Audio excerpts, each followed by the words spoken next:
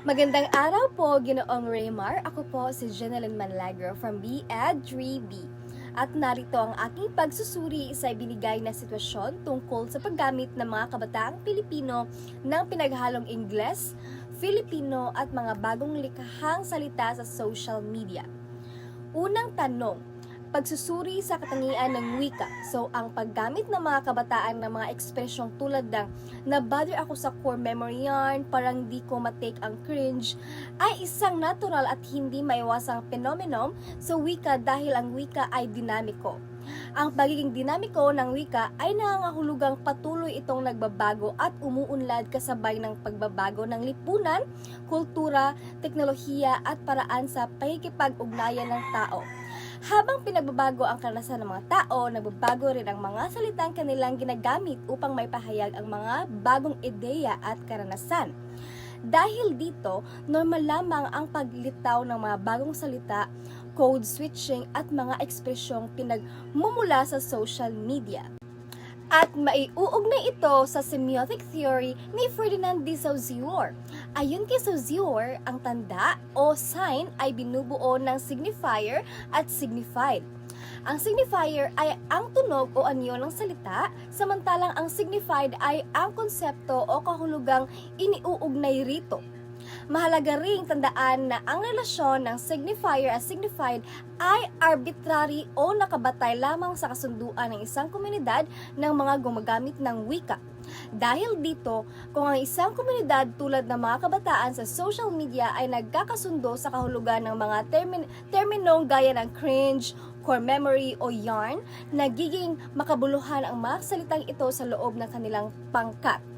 Ipinapakita nito na ang kahulugan ng wika ay hindi nakapirme kundi patuloy na nabubuo at nababago sa aktual na paggamit ng mga tao.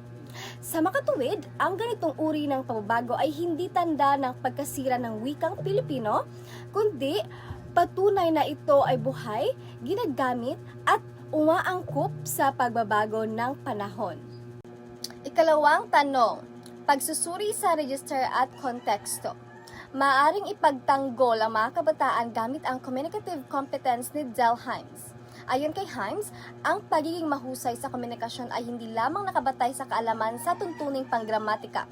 Higit na mahalaga ang kakayahang malaman kung ano ang angkop sabihin, kanino ito sasabihin at kailan ito sasabihin at paano ito sasabihin batay sa sitwasyon o konteksto. Sa kaso ng mga kabataan, makikita ang kanilang communicative competence sa kakayahan nilang pumili ng rehestrong naayon sa kanilang kausap at sitwasyon. Halimbawa, kapag nakikipag-usap sila sa kapwa kabataan sa TikTok o Twitter, gumagamit sila ng mga salitang pamilyar sa kanilang grupo upang maging mas epektibo, mabilis at relatable ang komunikasyon. Gayunpaman, maraming kabataan ang nakikipagpapalit din ng rehistro kapag nasa formal na sitwasyon tulad ng pag-uulat sa klase at paggawa ng akademikong papel o pakikipag-usap sa mga guro. Ang kakayahang ito ay tinatawag na code switching at register variation na nagpapakita ng mataas na antas ng kakayahang pangkomunikasyon. Sa makatuwid, hindi nila sinisira ang wika.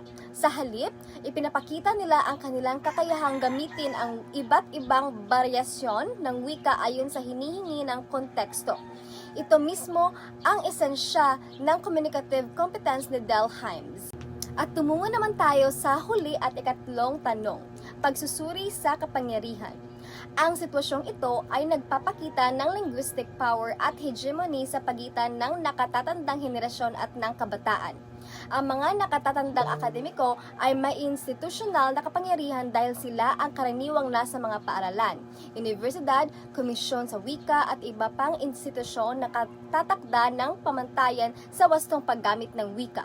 Dahil dito, mas malakas ang kanilang impluwensya sa paghubog ng opisyal at formal na anyo ng Filipino. Sa kabilang banda, ang mga kabataan ay may kapangyarihang kultural at digital sa pamamagitan ng social media na gawa nilang lumikha, magpalaganap at magbigay ng bagong kahulugan sa mga salita na mabilis na tinatanggap ng kanilang henerasyon. Makikita rito ang hegemony dahil may dominanteng pananaw na ang pamantaya akademiko lamang ang dapat ituring na tamang anyo ng wika. Gayunpaman, ipinapakita ng mga kabataan na ang wika ay hindi lamang pag-aari ng mga institusyon kundi ng lahat ng gumagamit nito. Sa ganitong pananaw, ang tunggalian ay hindi lamang tungkol sa gramatika o bokabularyo. Ito ay tunggalian din tungkol sa kung sino ang may kapangyarihang magtakda kung ano ang katanggap-tanggap na paggamit ng wika sa isang lipunan. At ang huli ay ang konklusyon. Sa kabuuan, ang paggamit ng mga kabataan ng pinaghalong Ingles, Filipino at mga bagong salita ay isang likas na bunga ng pagiging dinamiko ng wika.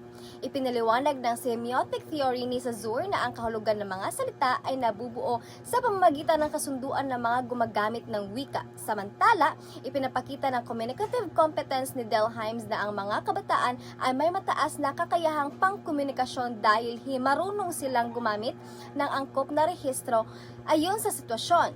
At higit sa lahat, inilalantad ng sitwasyong ito ang tunggalian ng kapangyarihan sa pagitan ng mga tradisyonal na institusyon at ng bagong henerasyong aktibong nakikilahok sa paghubog at pagbabago ng wika.